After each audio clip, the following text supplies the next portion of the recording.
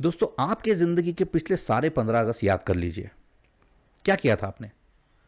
Flag hosting, school में, उसके बाद कॉलेज में, जब जॉब लग गई तो ऑफिस में, और जब आपके बच्चे हो गए तो आप उन्हें उनके फ्लैग होस्टिंग के लिए छोड़ने गए। अब याद कीजिए आपके सारे 16 अगस्त, 17 अगस्त। याद आ रहा है कुछ? 18, 19, 30, 31? शायद नहीं याद आएगा, क्योंकि हमारी देशभक्ति 15 अगस्त के लिए रिजर्व्ड है। बाकी के 364 दिन हम क्या करते हैं? क्या बाकी के 364 दिन हम ये सोचते हैं कि क्यों हमारे किसान आज भी सरकारी योजनाओं पर निर्भर है? क्यों हमारी खेती आज भी मॉनसून या बारिश पर निर्भर है? सारी सुविधाएं होने के बावजूद क्यों हम 1 किलोमीटर के भी बगैर गड्ढों वाली सड़क नहीं बना पा रहे हैं? क्या हमें क्षमता नहीं है? है। क्या हमारे पास कुशल लोग नहीं है? है। क्या हमारे पास पैसा नहीं है? है। तो फिर कहां गलती हो रही है? गलती कर रहे हैं हम, आप, मैं। हम हमारी रोज की जरूरतें पूरी करने में इतना व्यस्त हो गए हैं कि हम ये भूल गए हैं कि आजादी के 75 वर्ष के बाद जहां एक तरफ हमारा देश आर्थिक महासत्ता बनने के कगार पर है, वहां कई जगहों पर आज भी बुनियादी बदलावों की जरूरत है। लेकिन ऐसा कब तक चलेगा? और 75 साल, 175 साल, 275 साल? कहीं पे तो ये रोकना होगा, कहीं पे तो चीजें ठीक करनी होगी। और कौन करेगा ये? अब जब प्रॉब्लम हमसे है तो सॉल्यूशन भी हम ही को ढूंढना होगा, क्योंकि कोई देश परफेक्ट नहीं होता, उसे परफेक्ट बनाना पड़ता है। मेरा नाम है गिरीश दीक्षित और आज मिलते हैं कुछ ऐसे नौजवानों से जो इस देश को परफेक्ट बनाने तो निकले थे, लेकिन इस देश ने बदले में उन्हें क्या दिया।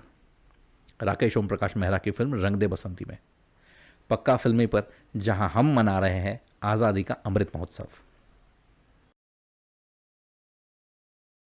1947 में आज़ादी मिलने के बाद ऐसा नहीं था कि हमारे देश के सारे प्रॉब्लम सॉल्व हो गए थे।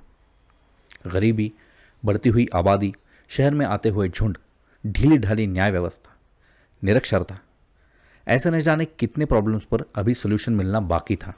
लेकिन जैसे आज़ादी मिलने के लिए हमें 150 साल इंतज़ार करना पड़ा, इन प्रॉब्लम के सोल्यूशंस ढूंढने में भी वक्त लगा। सन 2000 के आते आते एक तरफ इंडिया जहां ग्लोबलाइज हो रहा था, वहां एक और समस्या हमारे पूरे सिस्टम को अंदर से कुरेद रही थी, जिसका नाम था करप्शन। 150 साल हमारे क्रांतिकारकों ने, नेताओं ने और समाज सुधारकों ने लड़कर हमें ये आज़ादी भेंट दी। लेकिन इस आज़ादी के साथ हमने क्या किया? देश वही रहा, बस लूटने वाले हाथ बदल गए। इसी जर्म को लेकर कमलेश पांडे ने रंग दे बसंती की कहानी लिखी। कमलेश पांडे इसके पहले बेटा, तेजाब, नरसिम्हा और दिल जैसी ब्लॉकबस्टर फिल्में लिख चुके थे।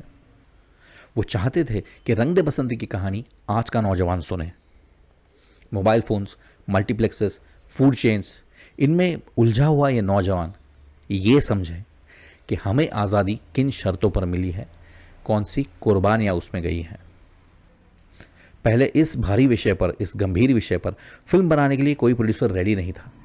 लेकिन आमिर खान और AR रहमान ऑन बोर्ड आने के बाद UTV मूवीज़ ने इसे प्रोड्यूस करने का फैसला कर लिया। ये फिल्म ना कोई कॉस्ट्यूम ड्रामा थी और ना ही पीरियड फिल्म।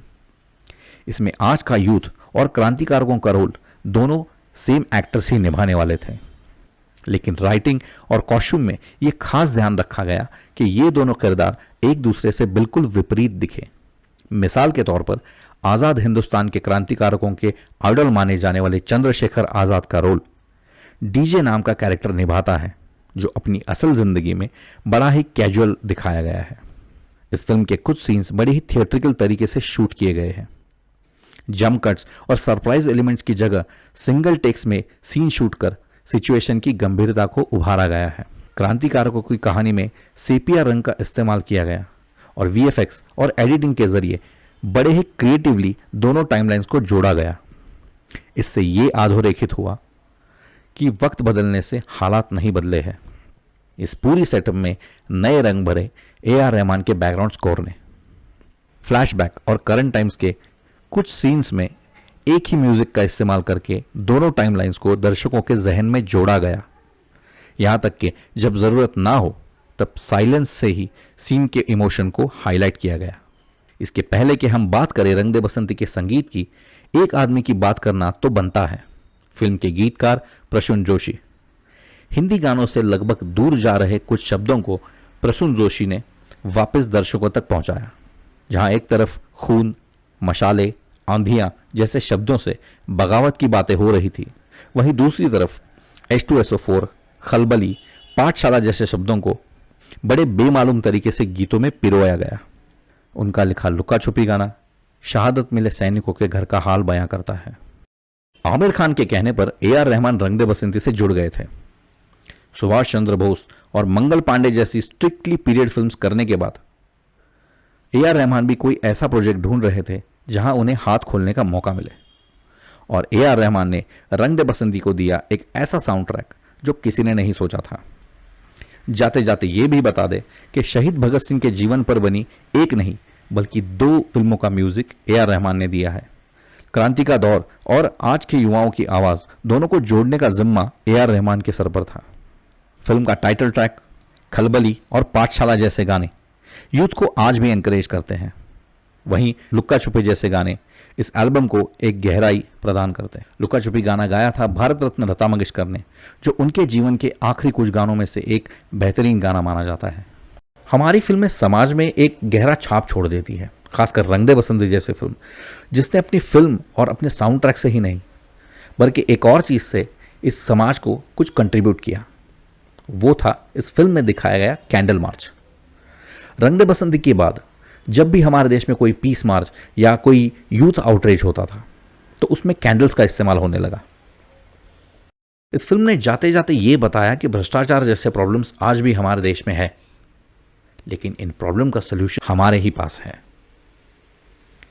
पक्का फिल्म में आज के लिए इतना ही। अगली बार मिलते हैं एक नई कहानी के साथ। तब तक के लिए जय हिंद।